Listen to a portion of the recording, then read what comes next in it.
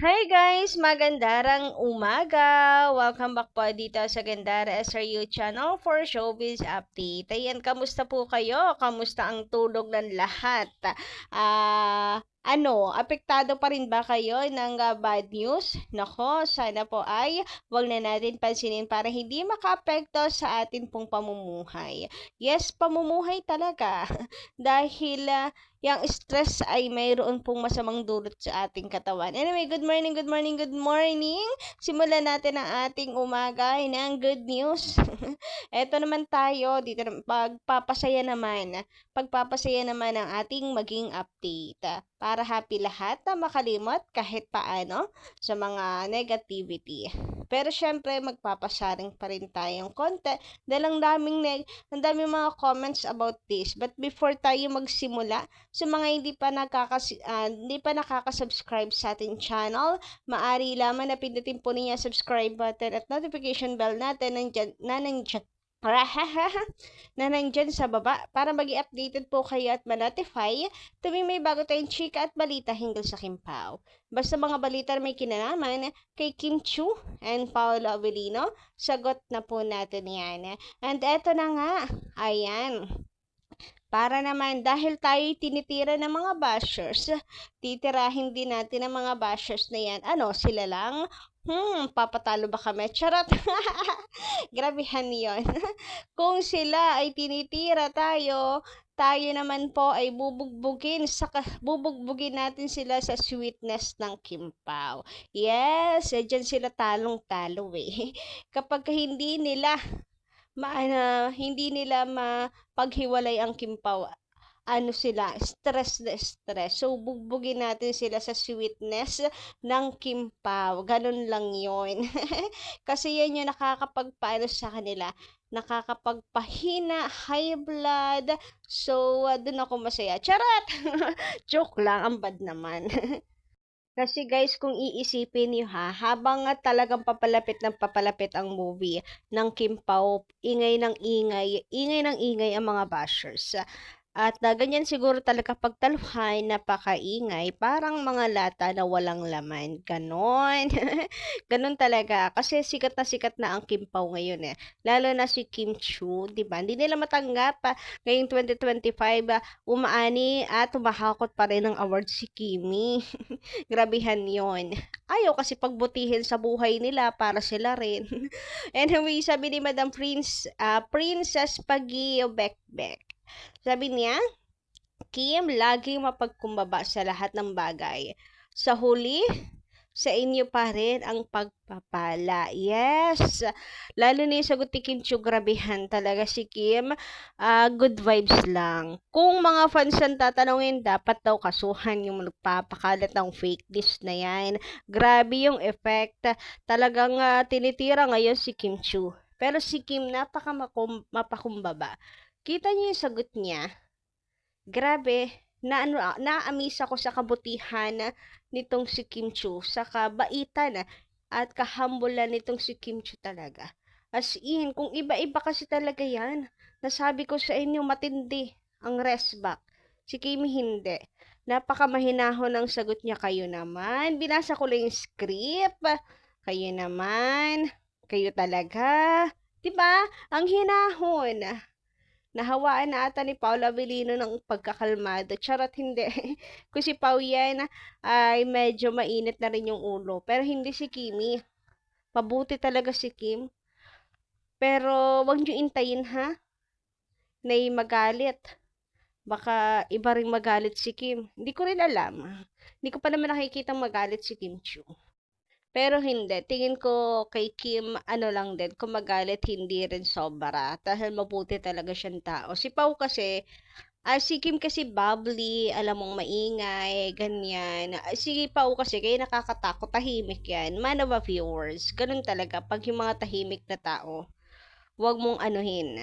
Wag mong pakukuluin ang dugo. Ganyan. Yung sobra-sobrang tahimik, yun yung nakakatakot. Si Kim naman kasi maingay, bubbly, masayahin. So, parang medyo magaan talaga yung aura niya. Mabait talaga siya. Kahit hanggang sa magalit, mabait pa din talaga si Kimi. Katunayan yan, feeling ko talaga malungkot si Kim Chiu, pero yung iningiti niya lang para tapos na, 'di ba? So sana tayo din ganun din ang gawin.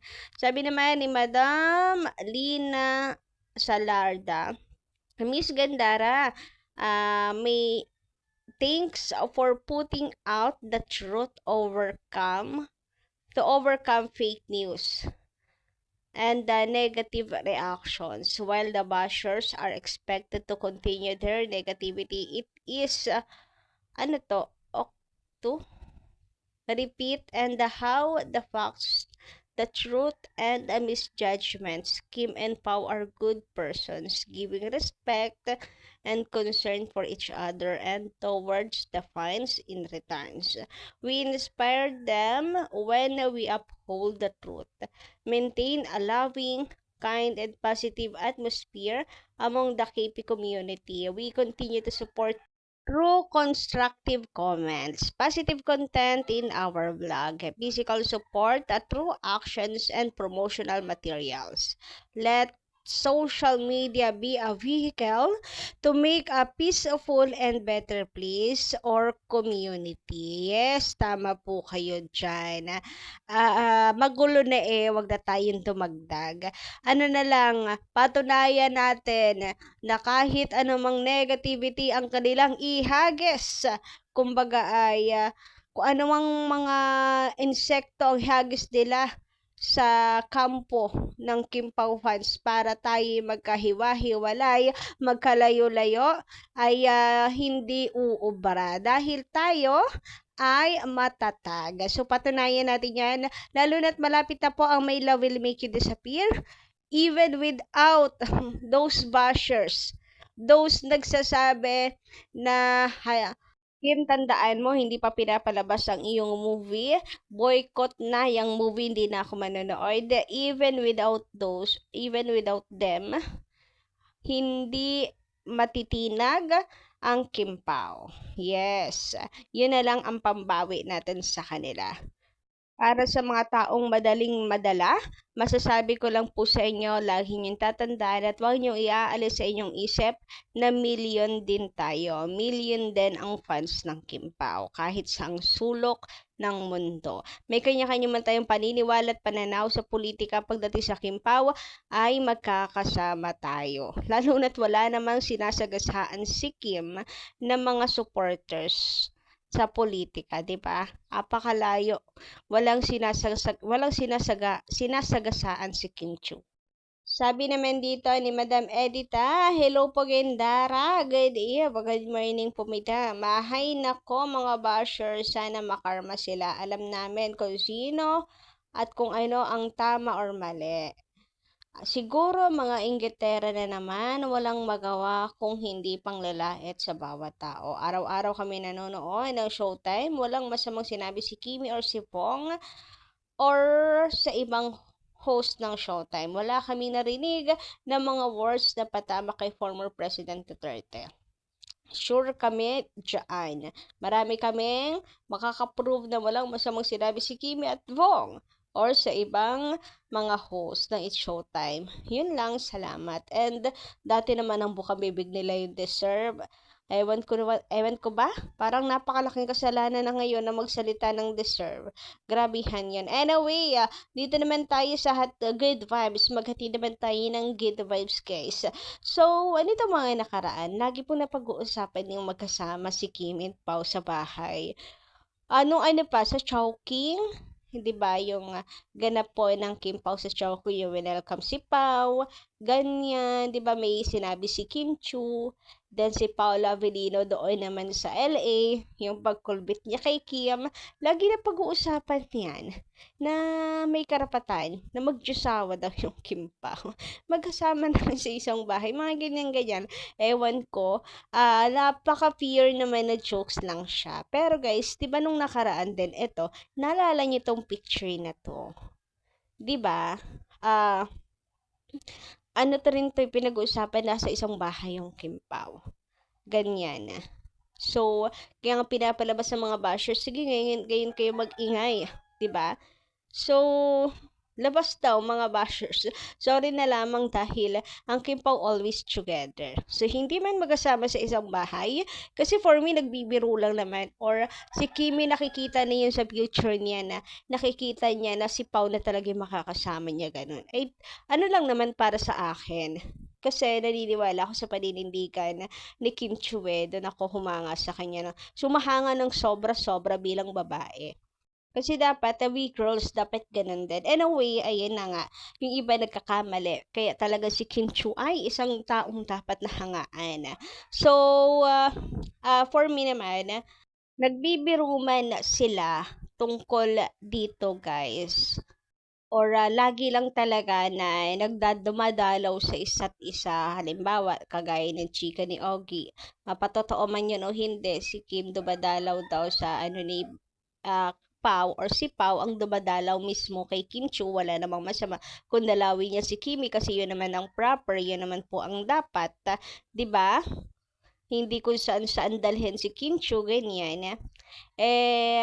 Ang importante ho dito ay laging they are together always. Na masakit for sure para sa mga bashers. Ayan. Sorry na lang mga bashers. Sige, magsipaglabasan kayo. Ngayon kayo magsipaglabasan si Paula Avellino.